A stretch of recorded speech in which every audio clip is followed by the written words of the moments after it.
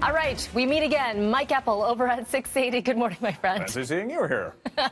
Just half an hour later. We said we were going to do it, and now we're here. That's right. Okay, we're talking numbers today. Yes. Yeah, a little bit, because it's the anticipation, the gearing up, the excitement, the predictions, I suppose we want to call it, Melanie, because we've been talking about, well, what the U.S. central bank is going to do with interest rates if, in fact, the U.S. economy is slowing down. And this morning we're going to get a couple of key signals. The unemployment statistics, which are seen as the somewhat most important labor or jobs and economic reports every month, because it's a good snapshot of, are people finding jobs?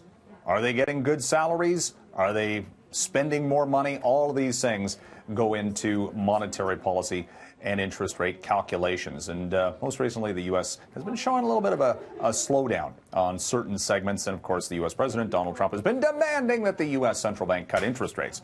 So this morning's number out of the U.S., big-time market implications. The Canadian numbers have been fantastic recently. When we're talking about job creation, they've exceeded forecasts month to month to month. The unemployment rate here is close to a 40-year low, and we'll get an update on all of that from StatsCan coming up today as well.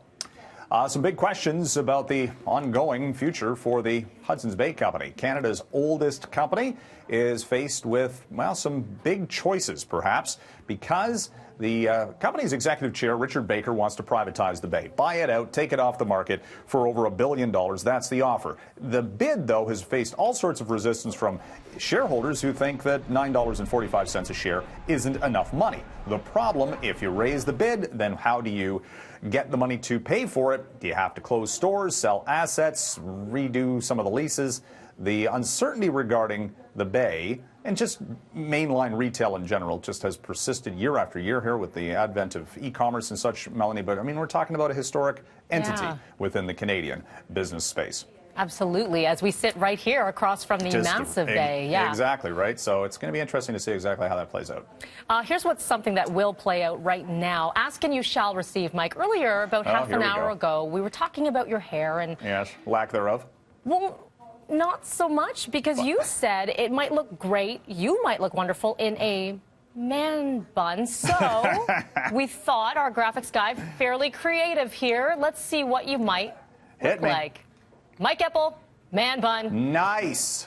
Yes. You know what? I like that. I think you can sport that around. You can pull that one off. Man, that is... See, here's the deal, though. I've got this 5 head going on, right? Almost a 6. And, you know, this space for rent, I could do something with that. Rent it to HBC. Market it out. Kawhi, stay in Toronto. I don't know. Yeah, let's put that man bun back up as we say goodbye. Let's do it. Have a great weekend, Mike. You too. Thanks for that.